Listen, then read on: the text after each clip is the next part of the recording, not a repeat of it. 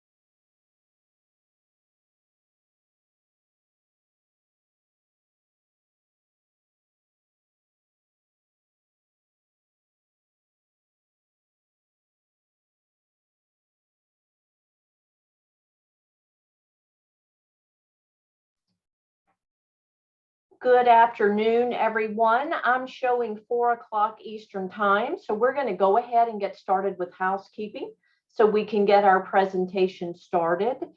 I'm Terry Brister, NAMI's Chief Program Officer, and I want to cover, like I said, some of the housekeeping before we actually get the presentation started.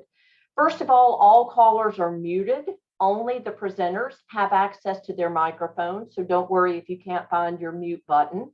We've also disabled the chat for our Ask the Expert webinars, and this reduces distractions, especially since we've had an increased number of people attending. You can ask a question, and if you look at the slide in front of you, if you're not familiar with Zoom, you just click on the QA icon at the bottom, and you'll see that on the slide. Type your question in, hit enter. We're going to be collecting those on the back end. We won't be responding to most questions actually in that pod.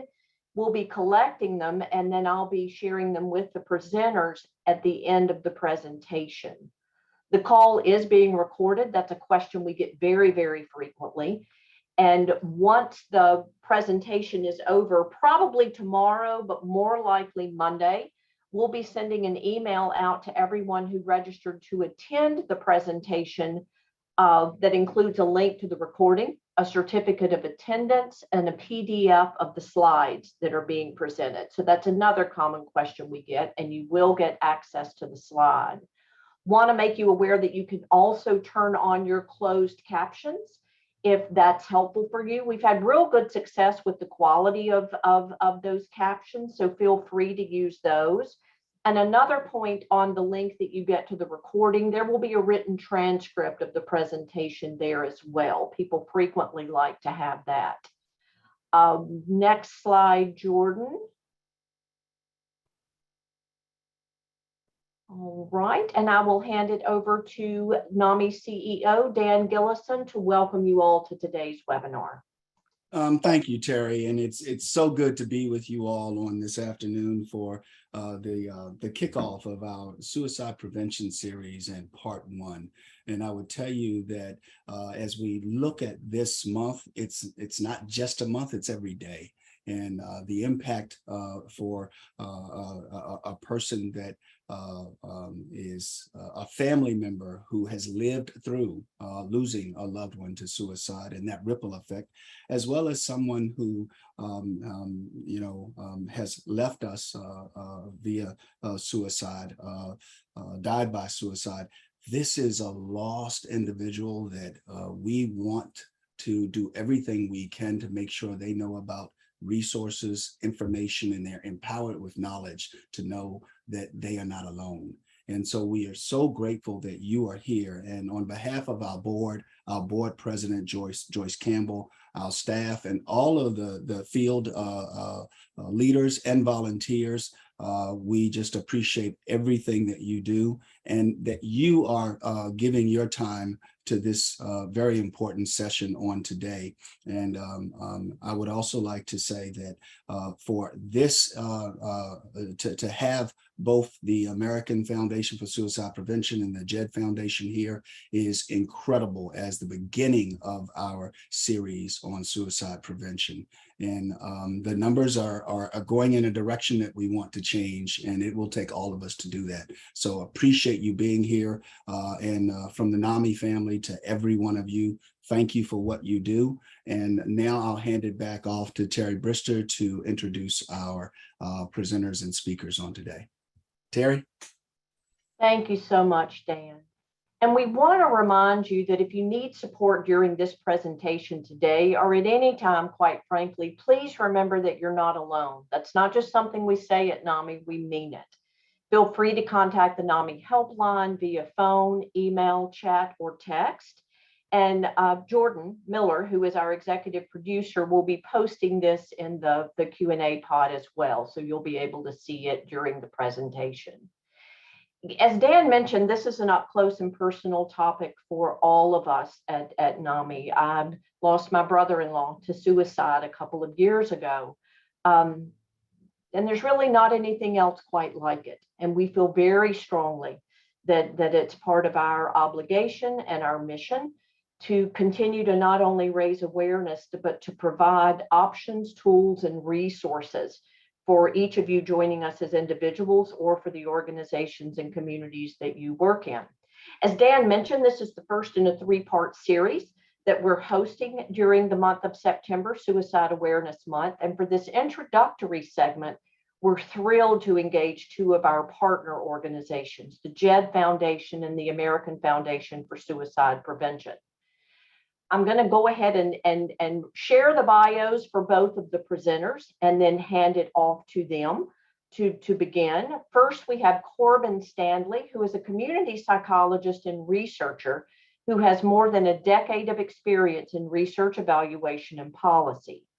His career is focused on public health and community-level approaches to suicide prevention through capacity building, equitable systems change, and also policy change. In his work, he's prioritized equity in data collection, analysis, and reporting, as well as centering minoritized voices and co-designing equitable solutions with those with lived experience. As an expert voice in suicide prevention, his research in schools, health systems, and communities has helped to transform systems to save lives. As Director of Strategic Program Planning for Project 2025, which he's going to be talking to us about today at AFSP, he leads the translational science, program development, and implementation, as well as strategic planning components of Project 2025. He collaborates with interdisciplinary teams to create meaningful and lasting change. Also joining us today is Dr. Nance Roy, who is the Chief Clinical Officer of the JED Foundation and is an assistant clinical professor at the Yale School of Medicine, the Department of Psychiatry. She has over 20 years of experience as a psychologist working in college mental health.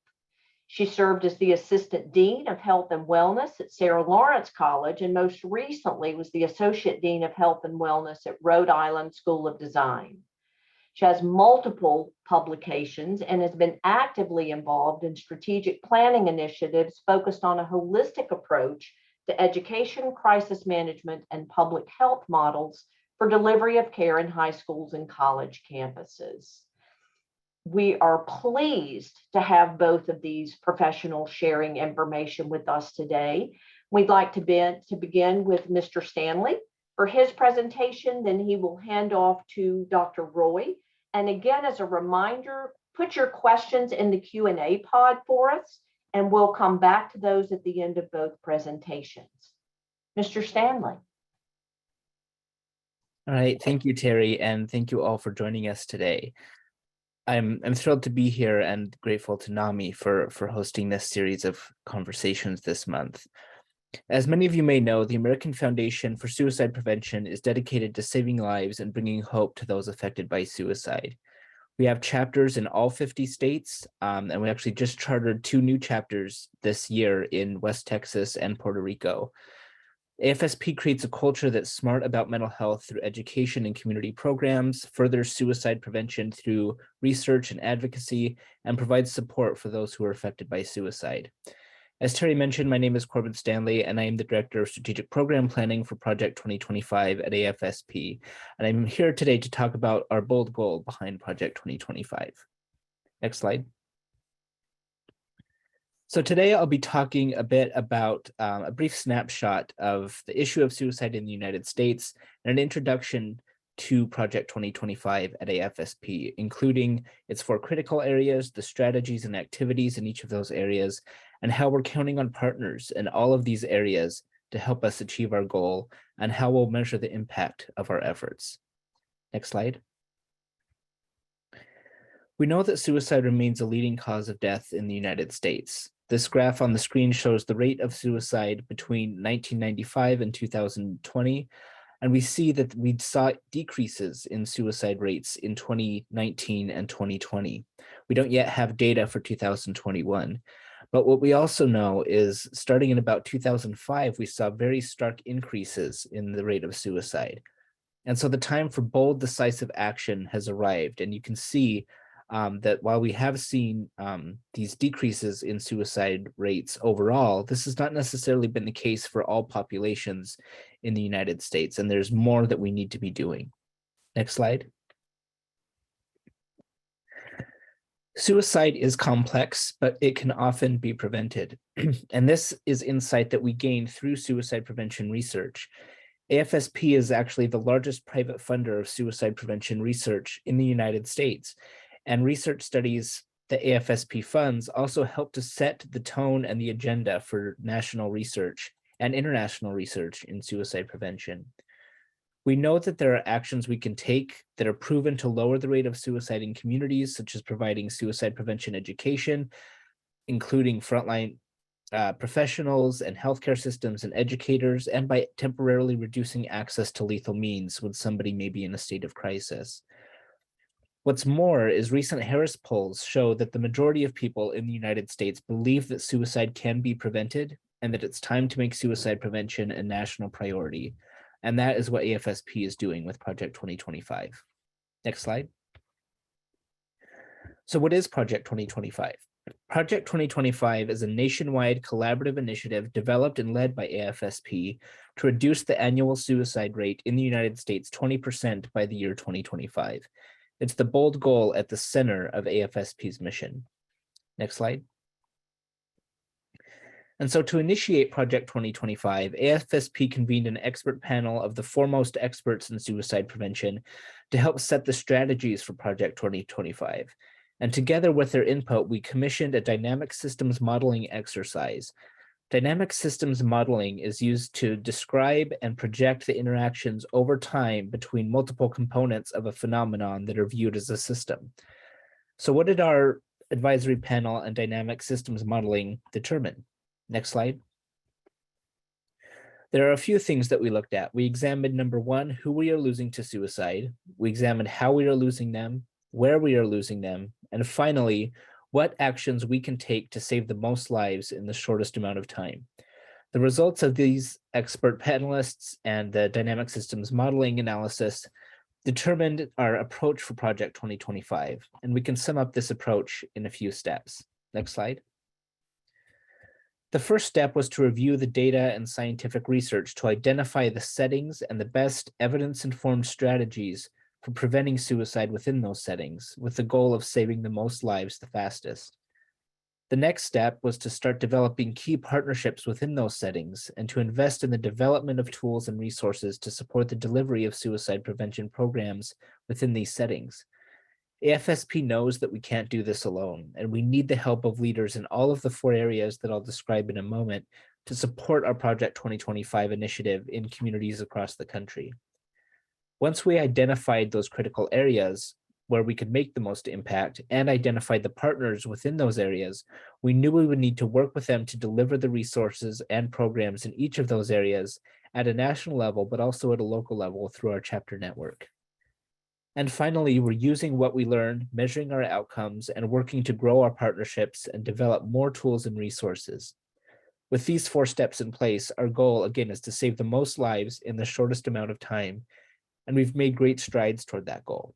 Next slide. As you can imagine, this is an enormous undertaking. It was first developed in 2017, and we've got about 3 years left on that plan. And so that's a huge undertaking, from assembling our expert advisory committee to determining the strategy and forming those key partnerships to help scale up those initiatives. There's a lot that's involved. And so to give you an idea of what's involved in the progress we've made, here's a look at some of the key milestones we've made in Project 2025. Next slide. To initiate the project, AFSP convened that advisory panel to help understand the goals behind Project 2025. And so our CEO, Bob Gebbia, and the board of directors decided to set that bold goal in 2014, and we formed that advisory committee in 2015. In 2016, we announced what the 4 focus areas would be, and 5 new Project 2025 research grants were funded by AFSP. We've now funded over $30 million worth of research in suicide prevention. In 2017, we formalized a partnership with the National Action Alliance for Suicide Prevention, on which NAMI and other organizations sit to help get them on board for our bold goal. And they, along with other organizations like Aetna and the CDC, have adopted our goal of reducing the annual suicide rate in the United States. Next slide. 2018 was another big year. We formally expanded a partnership with the National Shooting Sports Foundation, and through this partnership, we co-created suicide prevention education and materials for firearm owners, and the NSSF has made that available to their 8,000 member retailers and ranges across the country. Project 2025 was also endorsed by the Department of Defense and the Department of Veterans Affairs as a partner for preventing suicide for service members and veterans. In 2018, we also funded additional research grants related to Project 2025. In 2019, we kicked off what we consider the next phase of partnerships and activity, including partnerships with the American College of Emergency Physicians, Aetna and CVS, the National Commission on Correctional Healthcare, and SafeSide Prevention, just to name a few. This marked a key milestone because we now had partners in all 4 of the focus areas of Project 2025. In 2020, we celebrated an increase in federal funding for suicide prevention, and many states have begun to incorporate the goal of Project 2025 into their state suicide prevention plans.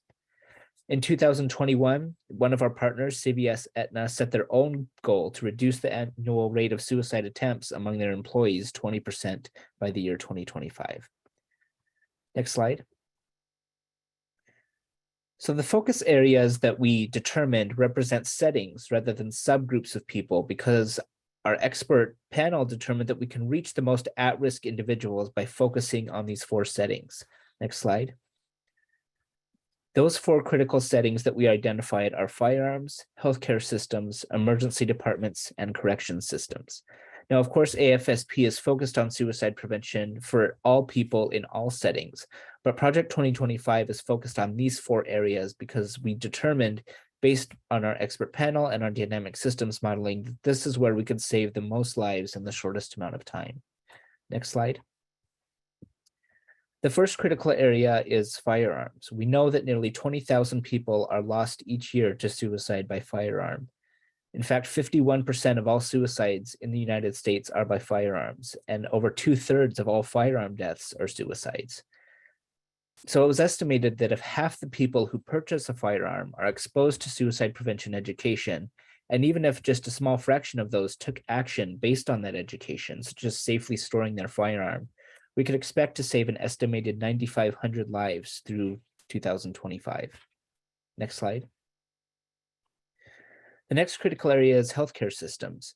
We know that about 45% of people who die by suicide visit their primary care physician in the month preceding their death.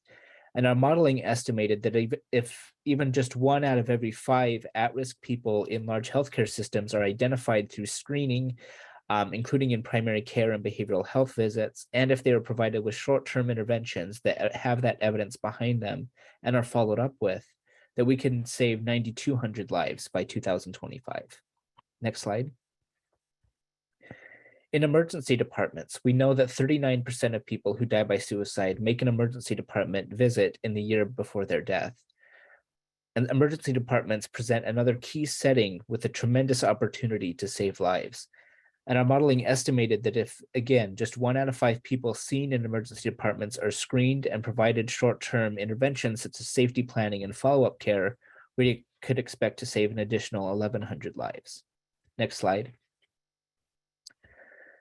In terms of corrections, we know that suicide is the leading cause of death in jails in the United States, and it has increased 30% in recent years in prisons across the country. There are a variety of complex reasons for this, but what was estimated in our modeling was that if we screen for suicide and only identify even half of those who are at risk for suicide and identify what those key intervention points are, we could potentially save another 1,100 lives within the correction setting. Next slide. So in short, Project 2025 is an unprecedented commitment to positively impact our culture at surrounding mental health and suicide prevention by targeting systems for change in the suicide prevention space. The results of our analysis and our expert advisory committee, based on what we know from the research, revealed how we can save lives, but we know we can't do it alone. And so through developing standards of practice and guidelines and policies, through providing training and education across all of these settings, through implementing effective suicide prevention strategies and scaling those up across these settings, and through partnership and disseminating Project 2025 across our chapter network, we know that we can make a difference to save lives. Next slide. Project 2025 is also a real-time effort translating what we know about suicide prevention into practical, real-world solutions. And so we're guided by these principles in Project 2025. The first is to be nimble and innovative as new solutions arise. We're not afraid to shift direction if and when a better approach comes along. Our second guiding principle is to act as a catalyst for change by enlisting others within those 4 critical areas at both the national and the local levels. Unless we establish those key partnerships to put what we know into action, we know that AFSP's reach alone is limited.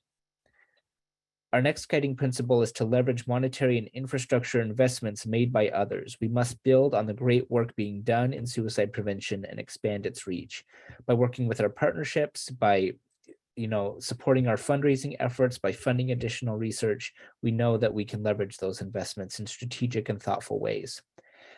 And finally, we must monitor our impact and improve results and build upon the progress that we've made. We'll continue to evaluate our impact over time so we can double down on what is working and refine our approach in all of these areas. Next slide. So now that we've given you an overview of what Project 2025 is and what those critical areas are, I'm going to talk about some of the specific examples within each of those areas and the work that AFSP and our chapter network across the country is doing to make a difference in each of those areas. Hopefully this gives you an idea of how you can help us expand on Project 2025 in your own communities. Next slide. We know through research that educating firearm owners on suicide prevention and how they can practice safe handling and secure storage, we can save lives. So we've partnered with the firearms retailers and large range owners and other retailers to provide suicide prevention education in communities across the country. Through Project 2025, the We show the firearms owning community how to spot the signs of suicide risk in themselves and others, implement secure storage practices, and promotes help-seeking behavior when they may be experiencing distress. We've collaborated with the National Shooting Sports Foundation, which is the leading trade organization for firearms ranges and retailers. And through this partnership, we're delivering an education and awareness campaign, which includes content on suicide prevention, safe firearm storage, and again, seeking help, mental health help for NSF's more than 8,000 members, which is comprised of firearm retailers, ranges, and instructors across the country. The NSSF conducted a survey of its members in both 2017 and 2019 and found that 91% of their members said that they see suicide as preventable. And with exposure to suicide prevention education, that number grew by 5% between 2017 and 2019. And so we know that these things can make a difference within firearm owning communities. You can see some samples of the work that we've done with NSSF on the screen there with our brochure on firearms and suicide prevention and our campaign of Have a Brave Conversation. These are all available for free on our website at project2025.afsp.org, and they are also available on NSSF's website. As part of this collaboration, we've also developed a presentation called Talk Saves Lives, an Introduction to Suicide Prevention for Firearms Owners, which is a special module of our signature program, Talk Saves Lives. And this is available for any of our chapters to present for free to anybody who is interested to learn more about how to safely store their firearm and how to recognize the warning signs for suicide. Next slide. The second focus area is in healthcare systems, and the key strategy in this area is to work with healthcare systems and accrediting organizations and governing bodies to accelerate the acceptance and adoption of suicide prevention strategies across healthcare settings, including primary care. So by working with these organizations, we know that we can accelerate suicide prevention in all of these settings. And these are just some of the partners that we work with in the healthcare space. For example, we partnered with SafeSide Prevention to implement an innovative and scalable suicide prevention intervention training to primary care physicians at practices across the country. And in the last year, we've actually increased the number of primary care physicians that have been trained by about 750%, reaching people across all regions of the country. This year, we're actually launching 2 new initiatives with the Institute for Healthcare Improvement and the American Academy of Pediatrics, both about working within systems to transform their policies and procedures around suicide prevention and to train healthcare providers on what they can do to prevent suicide, to look for warning signs and risk factors in their patients, and how they can effectively implement evidence-based solutions in their clinics and practices. Also with the American Academy of Pediatrics, earlier this year, we developed and launched the Blueprint for Youth Suicide Prevention in collaboration with the National Institute of Mental Health. And that blueprint is going to act as a guide for the curriculum for some co-learning collaboratives that we'll be launching in the next few months to train pediatricians on how to effectively implement suicide prevention practices in their clinics and with their patients. Next slide. The next focus area is emergency departments. And so remember, I mentioned earlier that 39% of people who die by suicide make an ED visit in the year before their death. So these settings represent another key opportunity to save lives. And so by working with emergency departments, we can help provide a safety net by educating and equipping emergency physicians and staff with the suicide prevention tools they need to screen and care for at-risk patients in emergency departments and in other acute care settings. One of the big challenges to this is the absence of a quick, easy-to-follow procedure for emergency physicians. So AFSP partnered with the American College of Emergency Physicians to develop and deliver a brief suicide assessment and prevention intervention tool called the iCare2 tool. And this tool is freely available for use by any emergency physician, nurse, or medical student. And our partnership with ASAP empowers us to reach more than 40,000 members who are emergency physicians and professionals across the country. Next slide. We again know that suicide prevention or suicide is the leading cause of death in jails, and it's increased by about 30% in prisons in recent years.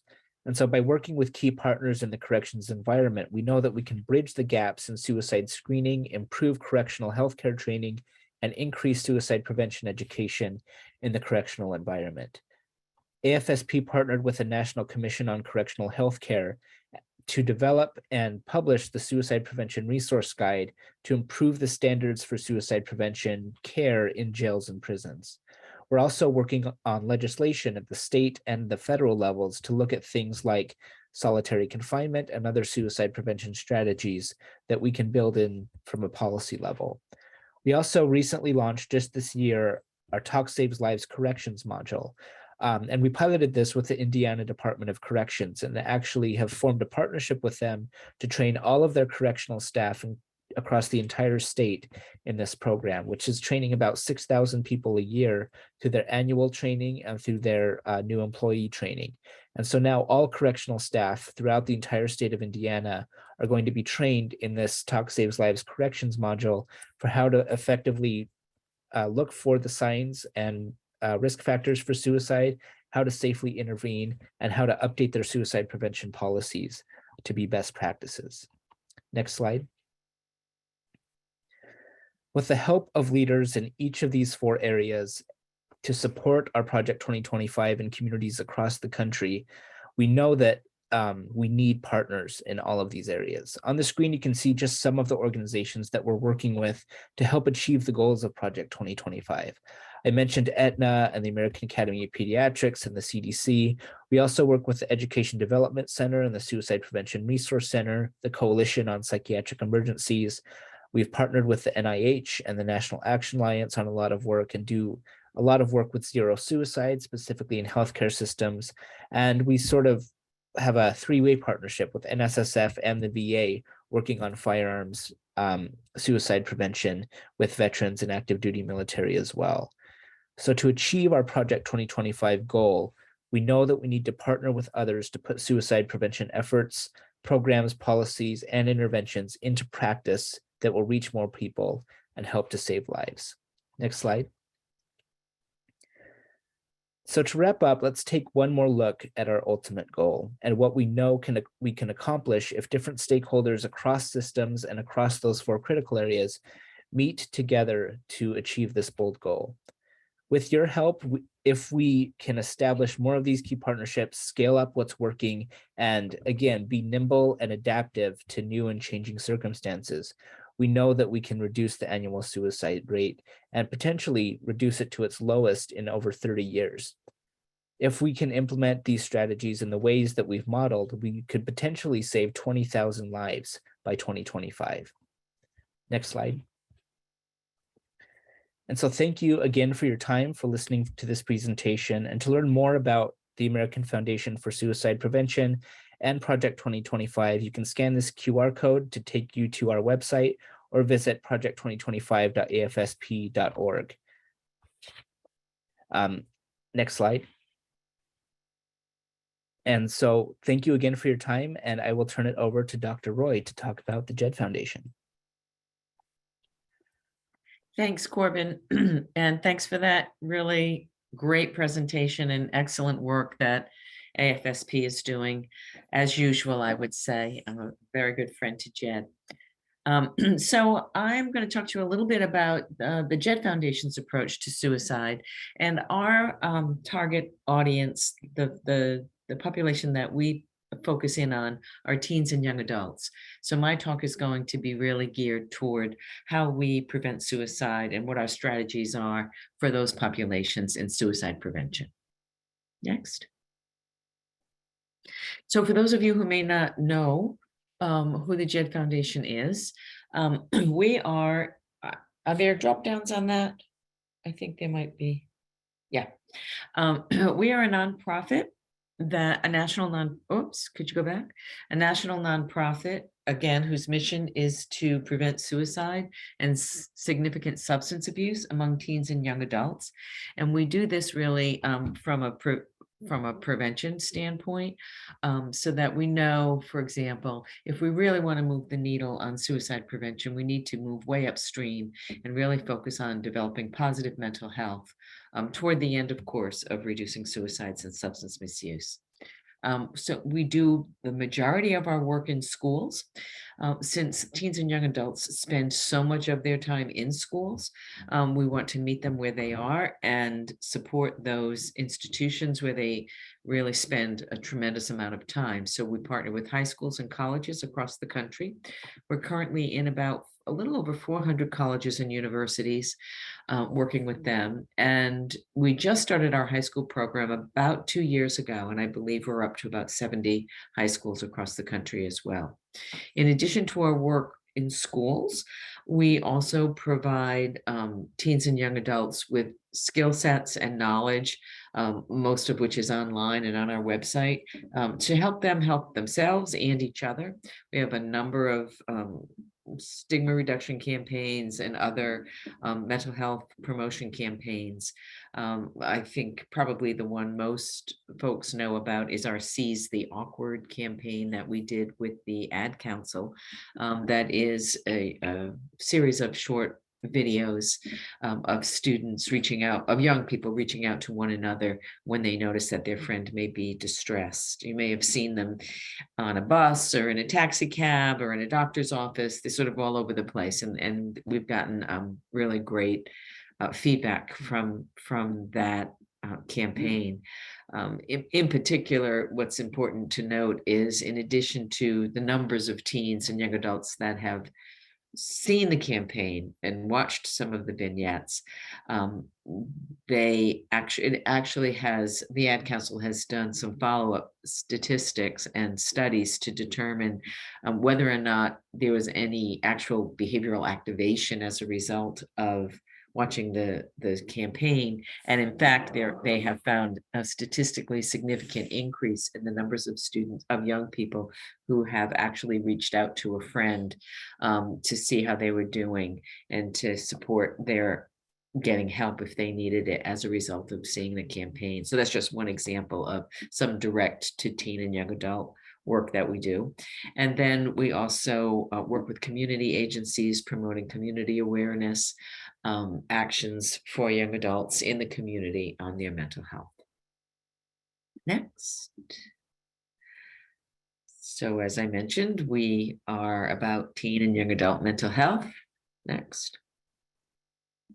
So our data obviously focuses on this population.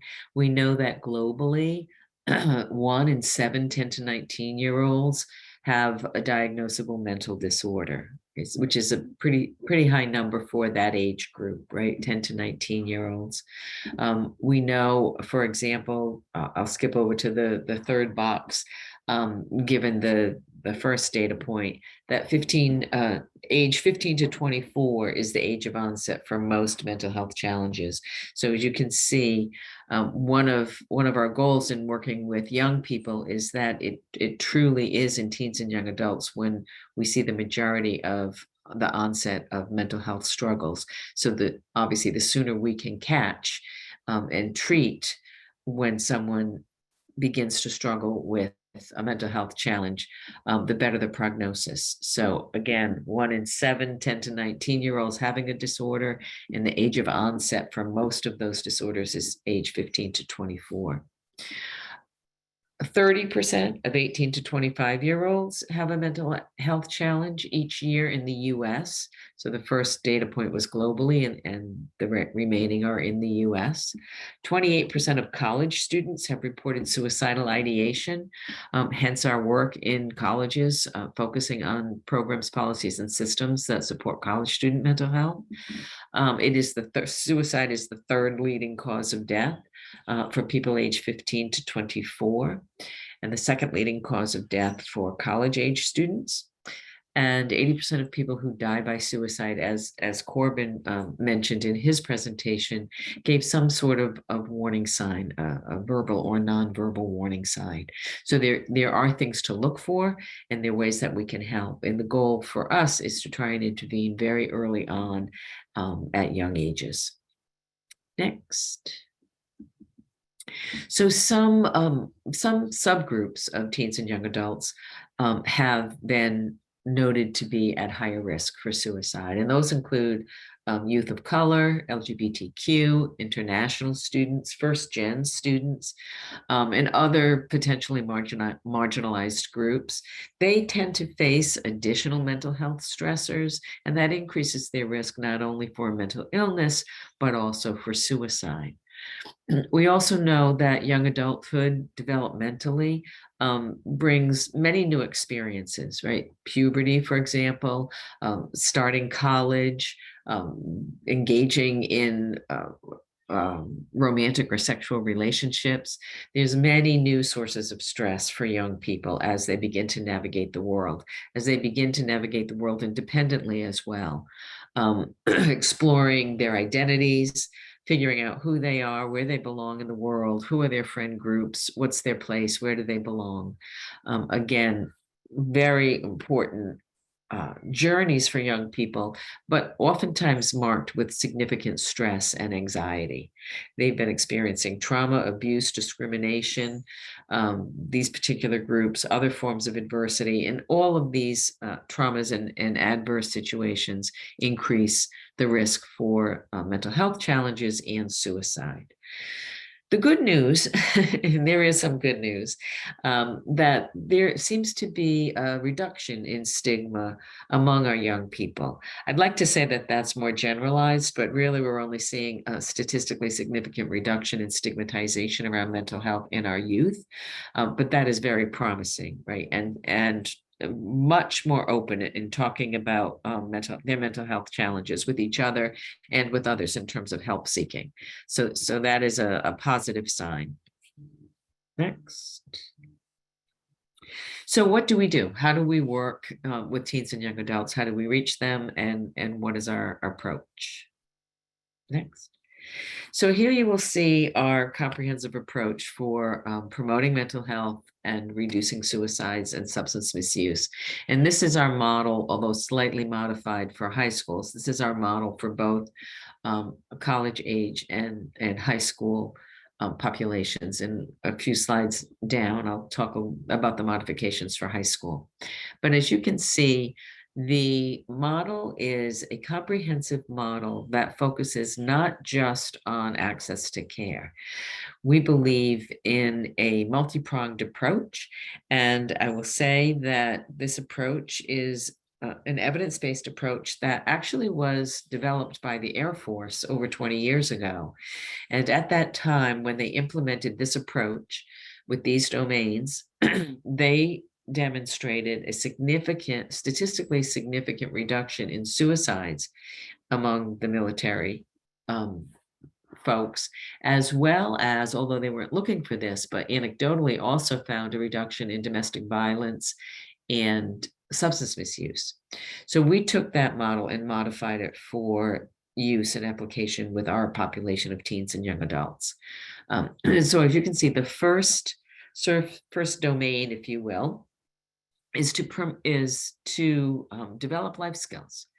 We have found again and again in our work, especially with colleges and universities across the country, that many of the folks we work with in those institutions are telling us that they're experiencing students coming to campus far less equipped with basic life skills. That resilience for a large number of students seems to be at an all-time low. And by life skills, we mean things like managing conflict, dealing with disappointment, effective interpersonal relationship skills, other skills like time management, money management, sleep, things like that. But the relational skills, the conflict management, dealing with disappointments, navigating independence are essential skills for all, and especially when students who go away to college and who are now living independently really need to have developed. And what we're finding, and what the colleges that we work with are finding, that without that good foundation of basic life skills, many students are thrown into situations where they're ill-prepared to navigate the independent life that's required of them on campus. So really honing in with college campuses on developing life skills for those students who are coming to campus ill-equipped in that area. I'll talk a little bit about how we do that in high school later on, but for colleges, it's certainly very important. It's really a catch-up, if you will.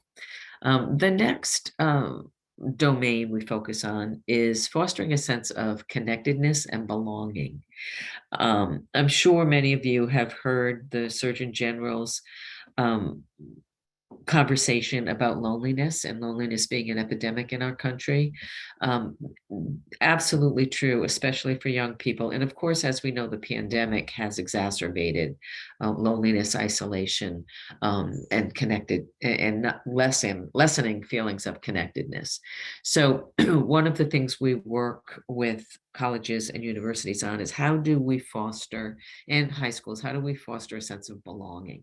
We want to develop, both in high schools and on our college campuses, a culture of caring and compassion, where there's no wrong door for a student to walk through for support, where everyone on a campus or in a high school has a role to play in promoting student well-being.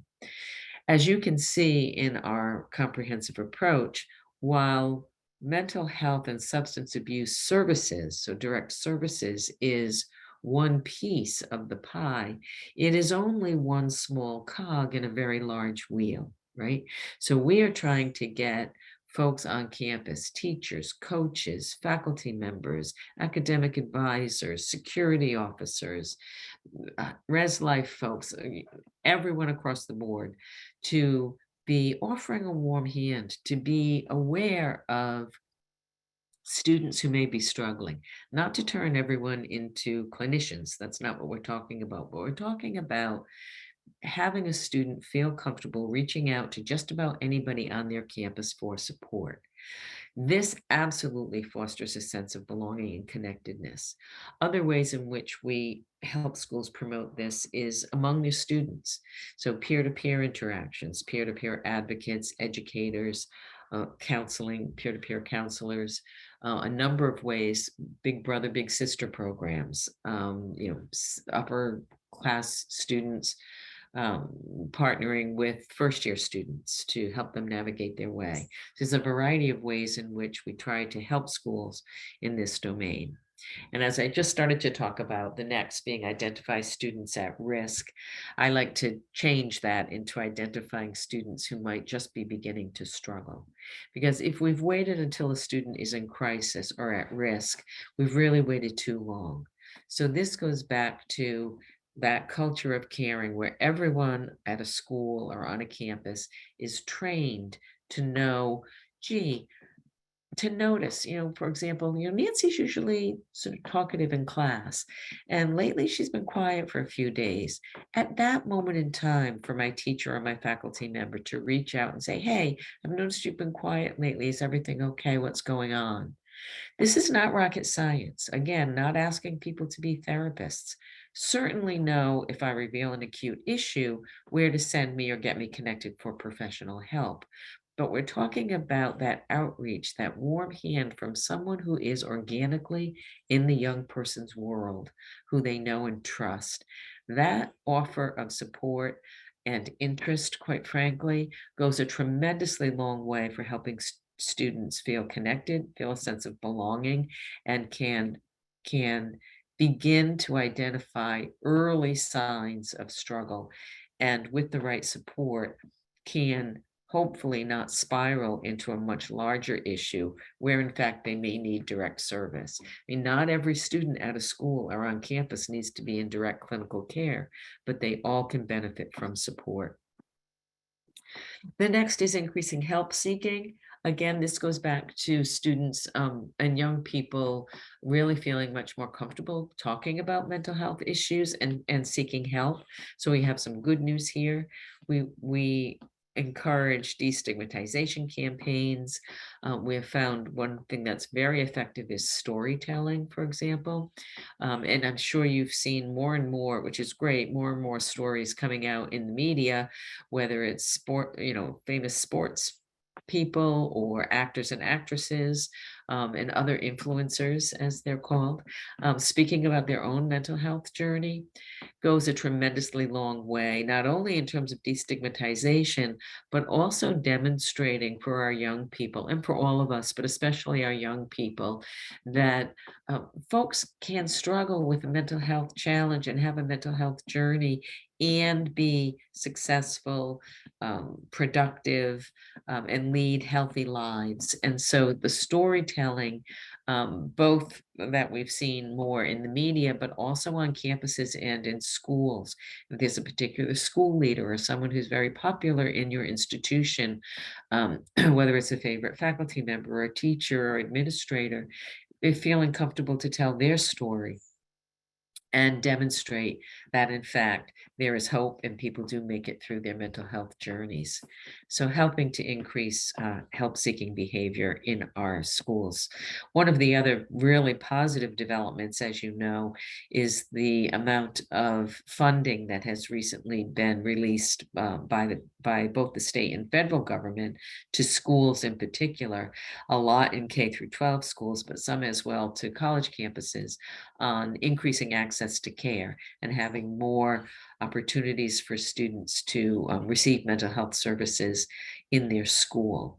Many colleges and universities have counseling centers, but not a lot of K through 12 schools necessarily have access to care in their institution. So that's a very positive sign. The next domain is actually looking at what services schools have in-house. So what mostly in colleges and universities, I would say, I think mostly in the K through 12 system, we see a lot of more guidance, more academic counseling. We see some social work opportunities for students to see social workers in the K through 12 system, which I'll talk about in a minute. But with our college folks, we look at things like, and also in high school, we look at things like how quickly can they get seen? Is there a triage system? Are there good connections to community providers in the area for when students may need a longer term experience, therapeutic experience? Do you have psychiatric services where students have access to medication?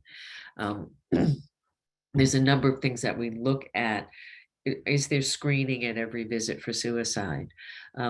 So we look at not only in our counseling center, but again, back to just validate and reinforce something that Corbin said, is really focusing on our in our high school and college settings on primary care.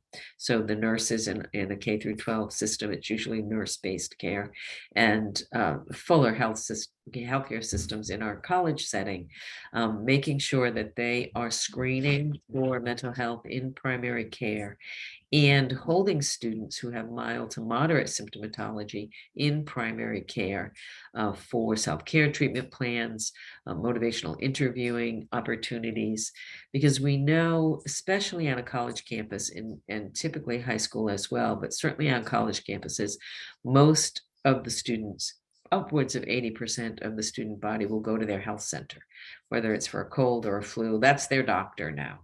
And whereas really a high number percentage-wise for going to the counseling center is about 20% of the student body. So we know we catch a lot more students in primary care than we'll ever see in the counseling center. So if we're not screening in primary care and providing services there, then we really can miss a large number of students who may otherwise fall through the cracks. So whether it's embedding behavioral health folks in the primary care setting, or educating the primary care providers on how to do some basic motivational interviewing and self-care plans, again, for those students who have mild to moderate symptomatology, really goes a long way. We have learned again and again that you can refer a student to the counseling center all day long, and more often than not, they don't go. So unless you have someone who's in high acuity and you physically walk them over to a counseling center, the likelihood that you will lose them is quite high. So if we can hold them and screen and hold them in primary care, we'll catch many more students.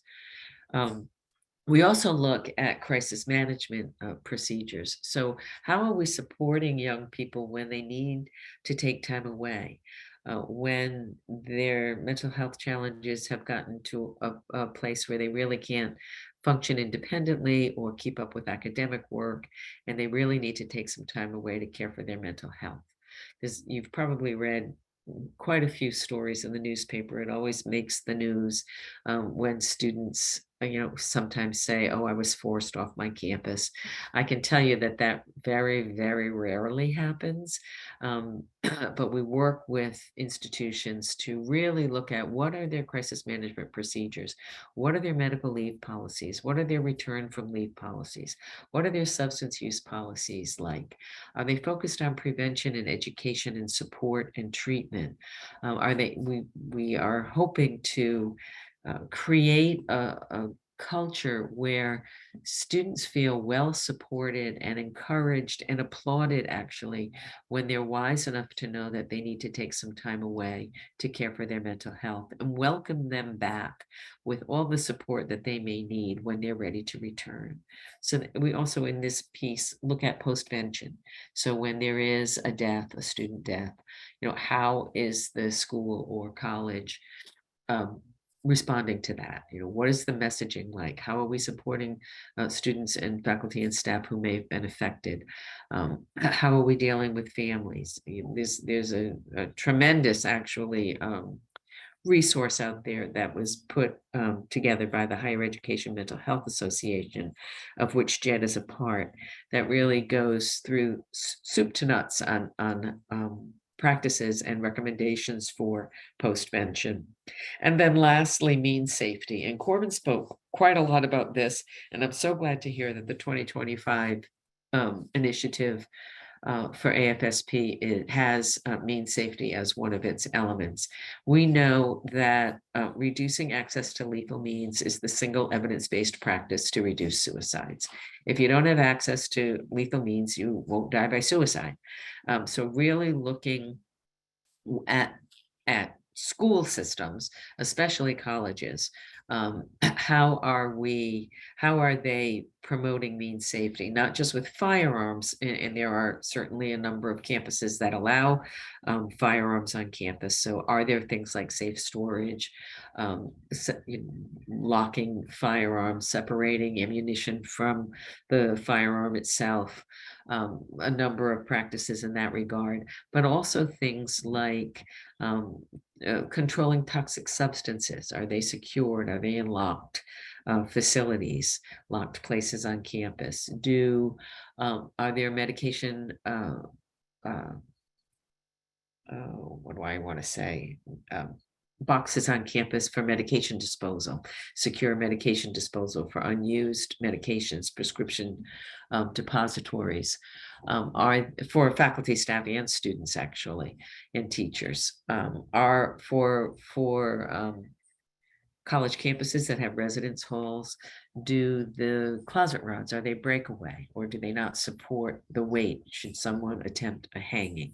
So there's a number of things that we look at around means safety, including firearms, but not exclusively firearms. So as you can see, there's a lot to the model, and we do believe that in order to really prevent suicide, we need to take this comprehensive approach. And I should have said at the beginning, but I'll say now, really our model is founded on two guiding principles. And that is, we must take a public health approach if we want to move the needle on suicide prevention and reduction.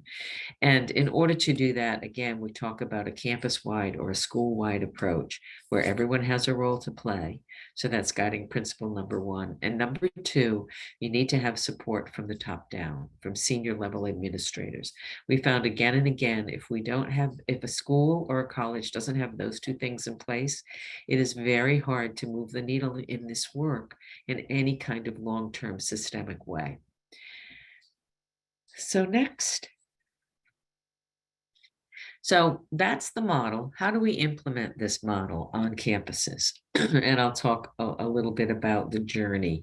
So the JED campus program, so that's for our colleges and universities, is a 4-year collaboration with JED.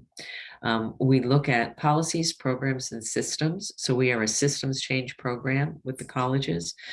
So indirectly impacting youth by looking at systemic policies, programs, and systems on campus. We provide assessment tools, technical assistance, ongoing TA and pre and post assessment, actually, an online learning center, a resource library, a learning community, and a full range of institutions that we work with. Next. So this is sort of the nitty gritty of the JED campus program. We start by being consistent with our model and our guiding principles.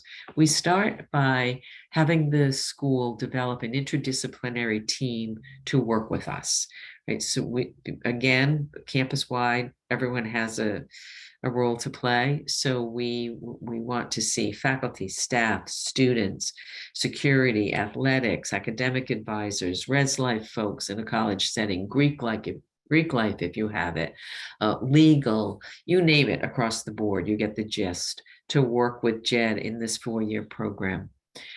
We begin, once the team is formed, by having them take the JED campus assessment, and that is an assessment that has questions on each one of those domains that I just spoke about.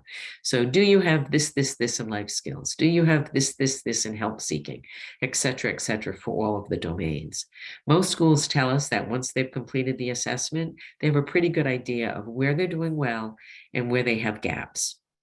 At the same time as the team takes the JED assessment, the school also administers the Healthy Minds study to their students. So the Healthy Minds study is one of 2 well-known national data collection for schools, high schools, and colleges. The other for colleges is the National College Health Assessment. We chose the Healthy Minds study because it focuses primarily on student mental health, attitudes, awareness, and behaviors on student mental health. So while we're looking at systems change, we also, in what's good and bad in the systems, policies, programs, and systems on campus, we also want to know what's the pulse of students on their level of awareness on awareness, behaviors, and attitudes toward mental health. So the school administers Healthy Minds, they take our assessment, and then we actually take all of the data and create a feedback report that shows, again, where schools are doing well, where they have gaps. And we use that data to help the school develop a strategic plan with concrete goals and action steps to fill the gaps that have been identified by those 2 data sets. That takes most of the first year. We also come to campus to do that work. So we come to campus to work with the team for 1 or 2 days to develop that strategic plan based on the data and the feedback report. And then the work of implementation really begins. So every school is assigned a campus advisor or a high school advisor to guide them through the work of implementation. So what resources do they need to meet their goals?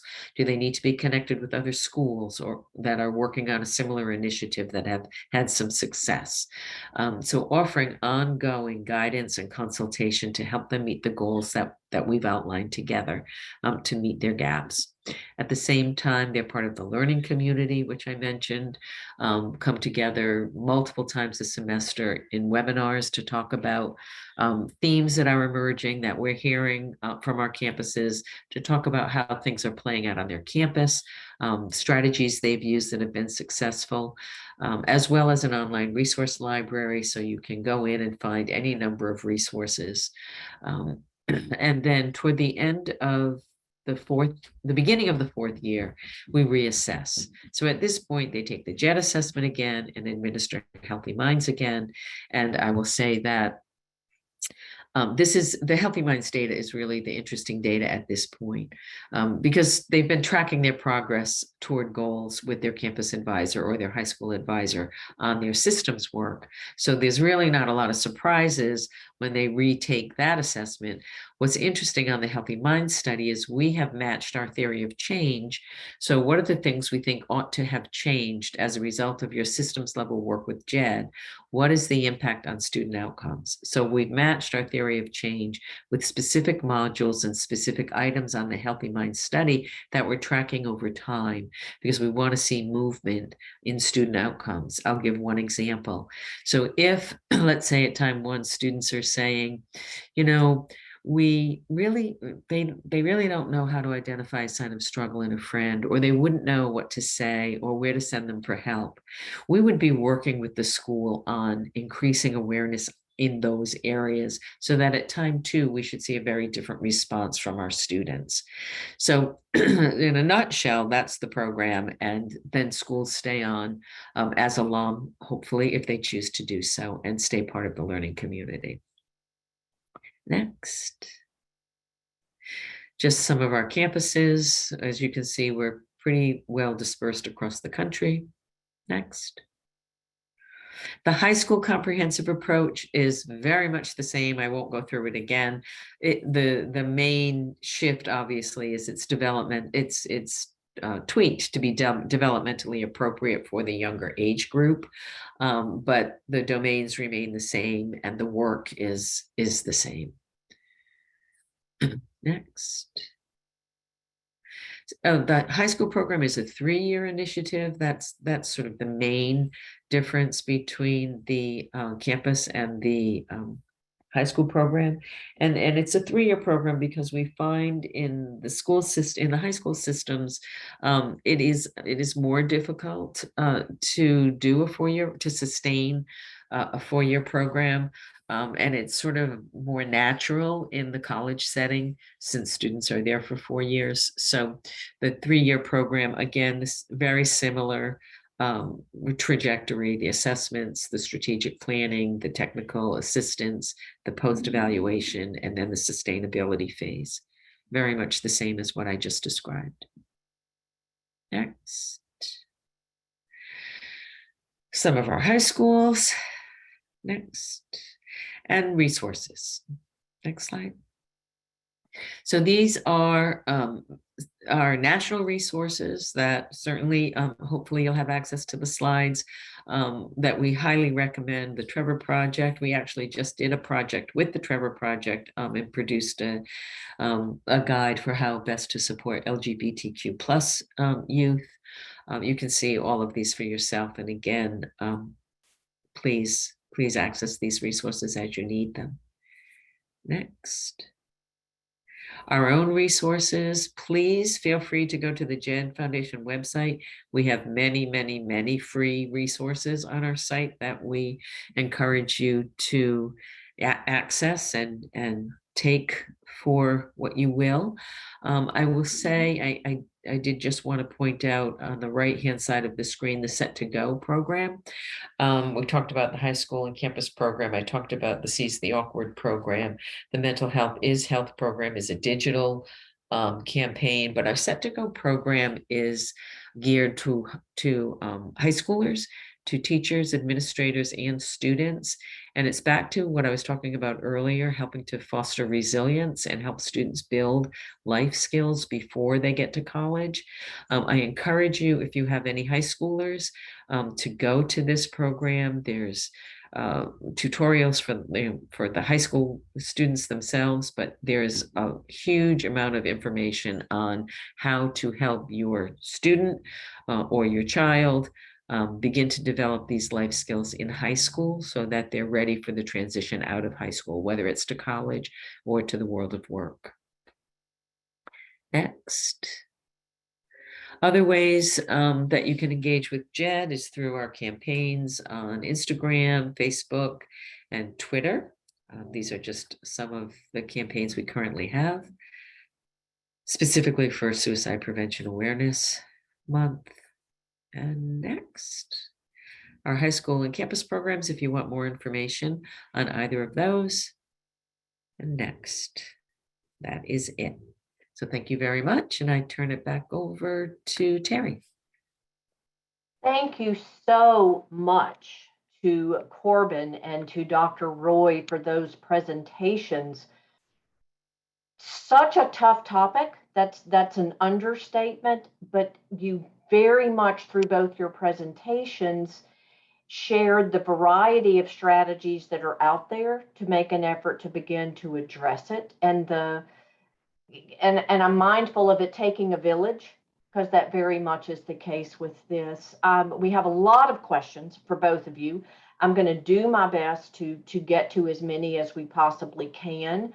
But before we even dive into questions, I just want to acknowledge the participants that are on the call today. And we typically have about a third of the participants are people who have personal experience with the topic, about a third are family members or caregivers, and about a third are from the professional space, either healthcare, law enforcement, et cetera. But I'm especially mindful of people on the call today who've lost a loved one to suicide, and who are on the call because they're committed to trying to pay it forward to help those who experience this in the future. So with that said, the first one is for this question, Corbin, is for you. What are the state AFSP chapters doing relative to the Project 2025 initiative? And specifically, how are they connecting with partner organizations such as NAMI chapters and affiliates? Yeah, that's a great question. One of the things that we are very proud of at AFSP is our chapter network, with chapters in all 50 states. And so each chapter has a staff person as well as a volunteer board of directors who oversees their business plan and outlines their plans for the fiscal year and what they're going to prioritize. And Project 2025 is a part of that business plan. And so really every chapter approaches Project 2025 a little bit differently. And that's by design, because we know that a one-size-fits-all approach to suicide prevention isn't necessarily the solution, right? What works in rural Montana might not work in, urban New York City, right? So each chapter sort of determines what they want to select from our sort of menu of programs and initiatives that AFSP and Project 2025 has. And so within the programs and the initiatives that we offer, each chapter can kind of select and determine what they want to do. And a lot of the initiatives and partners that we have developed have come from the chapters and come from the grassroots level. For example, the partnership with the Indiana Department of Corrections, that came from a volunteer who knew somebody who was a corrections officer at a facility in Indiana and was interested in suicide prevention education training. So we developed a module, we piloted it there. We're now training 6,000 people across the state and launching that program nationally. So a lot of it also comes directly from the chapters, because they are the experts of their local context and what their community's needs are. And then there's also the implementation of a lot of our programs. For example, our Talk Saves Lives firearms module, Safe Side Prevention, Safe Side for Primary Care. All of those presentations are things that are packaged and ready to go that chapters can take and run with.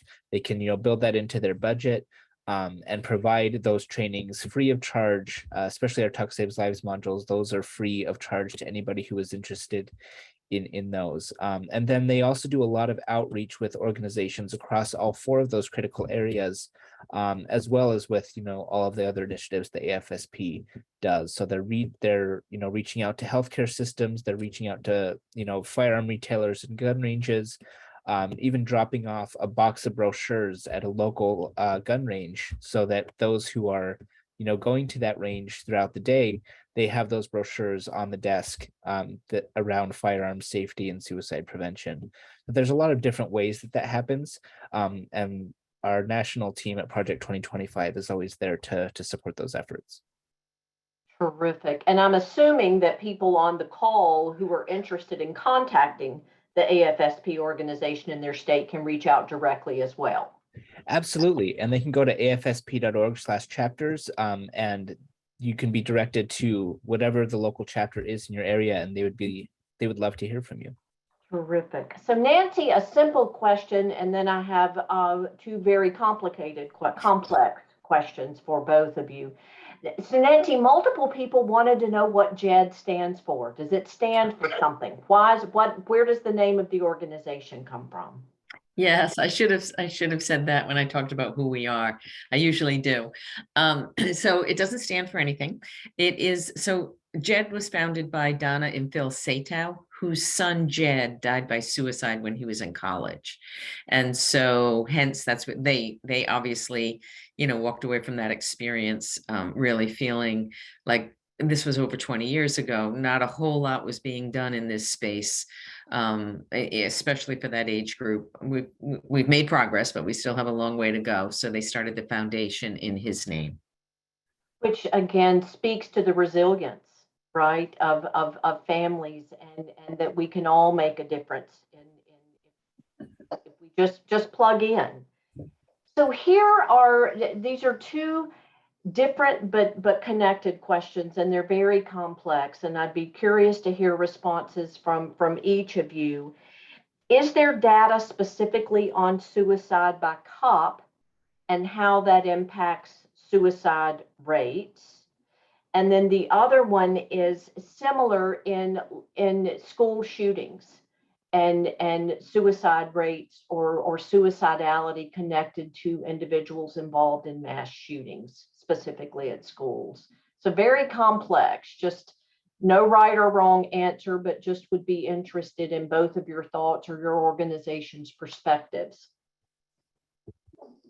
Yeah, in terms of the first question, suicide by cop, it is definitely complex in terms of the nature of that sort of death, and also in the way that we collect data nationally and at the state level. Often that's going to be sort of classified in death records as a homicide because depending on how you define it, the person certainly interacted with law enforcement with an intent to end their own life as a result of that behavior. But depending on how a state or a coroner's office or a medical examiner is defining the terminology around what that intent is, it could be classified as a homicide as opposed to a suicide. So we don't really have firm numbers on suicide by cop. It is certainly something that is a priority, something that we've certainly championed is sort of like crisis intervention training for law enforcement. So they are trained in how to effectively respond to a mental health crisis or somebody who may be in a situation like that and can effectively de-escalate those situations. This sort of also relates to the work around 988 and crisis response services and building a continuum of crisis response services so that when there is an emergent mental health crisis call, it's not just law enforcement that are responding to those calls, but that we can dispatch social workers and mental health professionals to respond to those calls as well. So it's certainly complex, but unfortunately there isn't solid data around that issue. Yeah, I agree with everything Corbin said, and I will say there also has been a movement that we encourage all of our schools, high schools and colleges, to educate oftentimes they're called security, not always full police folks, but in some cases there are police and or security folks to be educated. It's interesting when we start to work with a school, oftentimes security folks will say, well, why am I on this task force, or why am I on this committee? And once we explain, they're like, oh, and they are an integral part. So educating them on how to respond to students when they're in crisis and having mental health challenges, as well as many schools are moving toward the model that Corbin just discussed, which is having a mental health professional, usually a social worker, accompany a security officer or a police officer when they respond to a call. As far as the school shooting one goes, again, I am not aware, maybe Corbin is, of any really reliable data set. And similarly with the first question, I actually was just giving a talk on, I gave an interview actually, because I was asked to talk about do schools track suicides?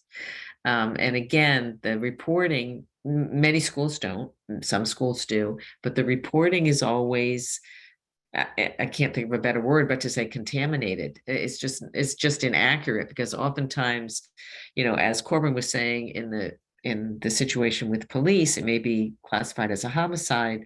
On campus, it may be classified as an accident, right? An overdose death or car accident, or, any number of things that may be ruled an accident when in fact it could well have been a suicide. So the data is very complex, and I think it just inaccurate. It would do the best we can, but I think inevitably it's inaccurate. And contaminated sounds like a bad word to use, but it really is probably accurate, because we really don't know. It depends on how things are categorized. So you both hit on, I have like a million different questions above and beyond the ones I have written down, but you both just touched on two important topics, and one of them came up in some of the questions. One of you mentioned, or both of you mentioned, 988. And then also CIT training, the crisis intervention training. So one of the questions that came up was your thoughts about how 988, or the implementation of 988, how do you see that impacting the work that both of you do?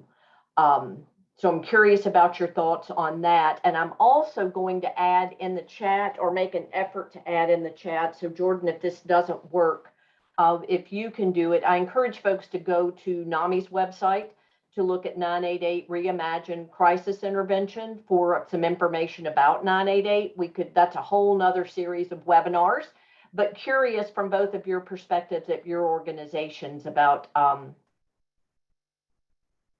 hopeful you are.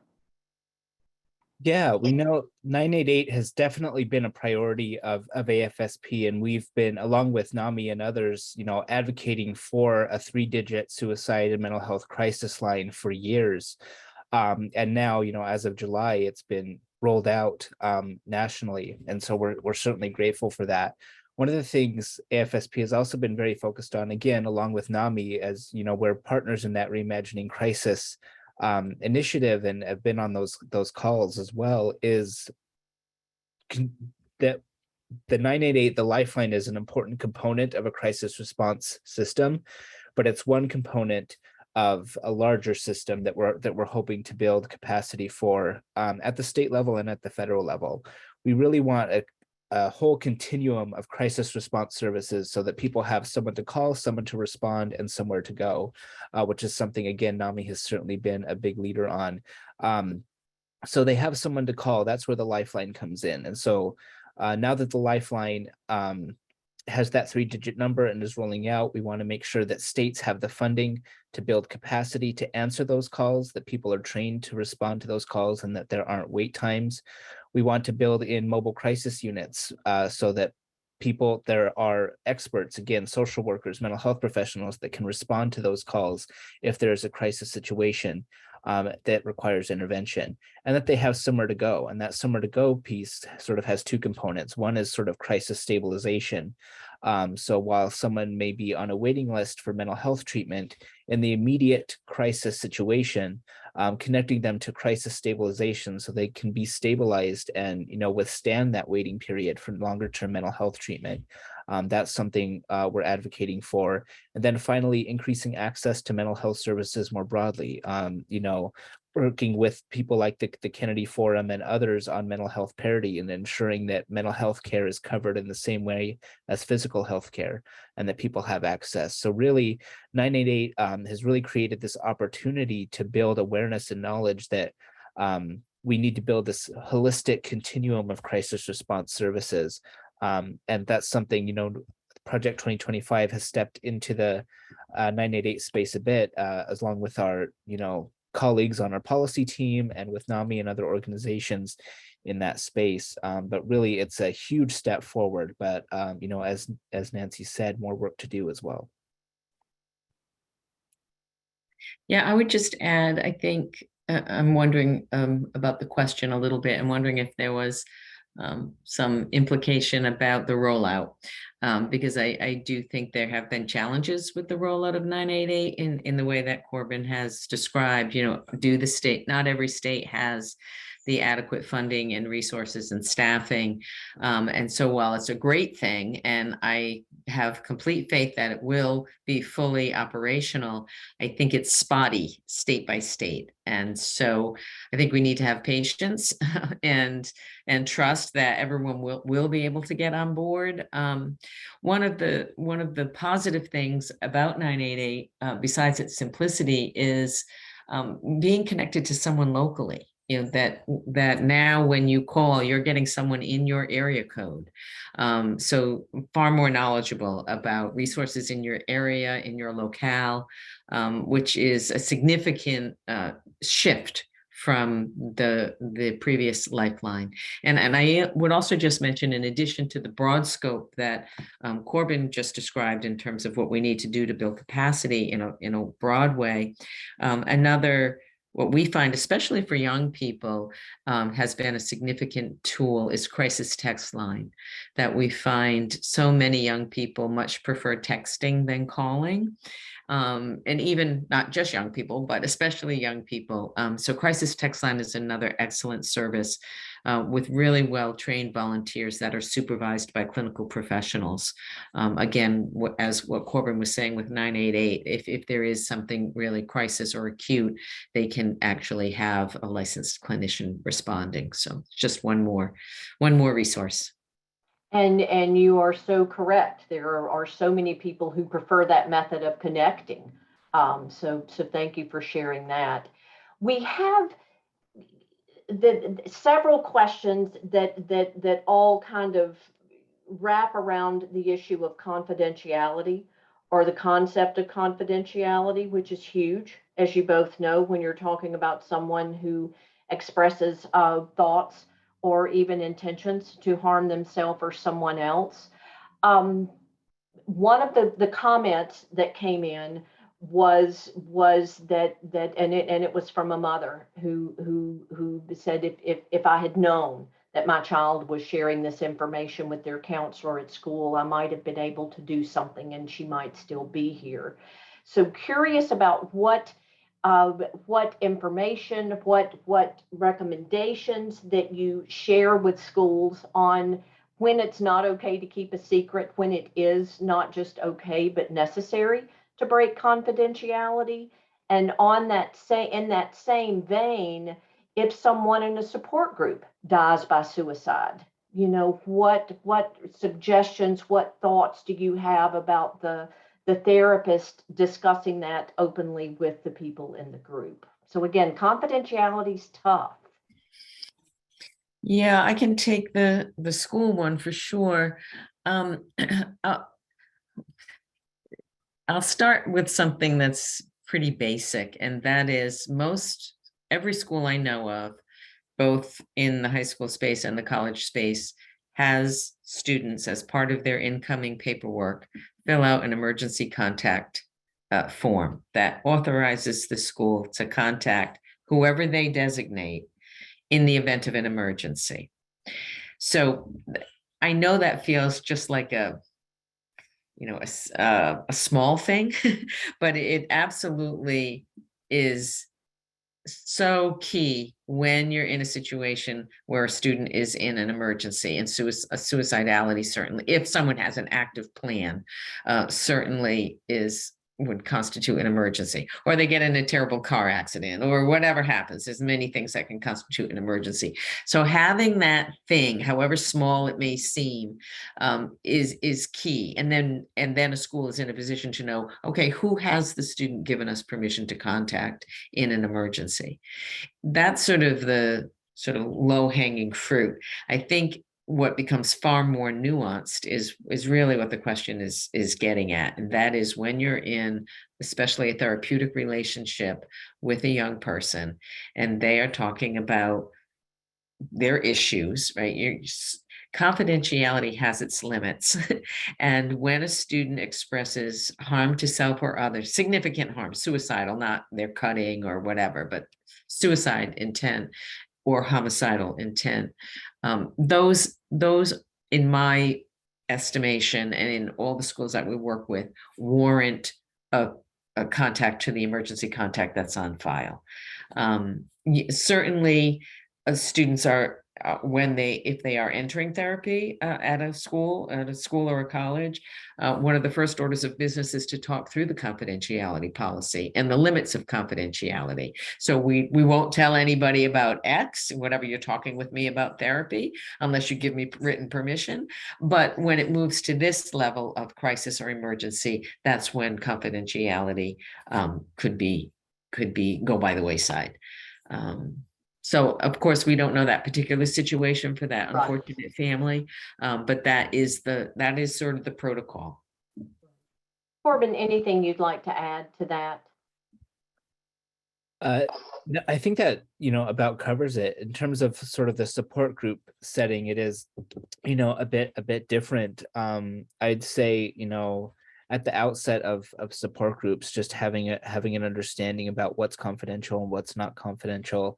But then you also are managing, so many emotions and conflicting feelings if, a member of a support group dies by suicide. So really, both for the facilitator and for the members of that group, it's just about, taking a step back and evaluating what they're feeling, recognizing that, everything we know about grief, that grief is very individual. However you're processing your grief is valid, and recognizing those feelings, and working through that in that way. But it can be incredibly challenging in that setting. So it's just about setting those expectations early on, and then navigating that tumultuous grief process that too many of us have been through.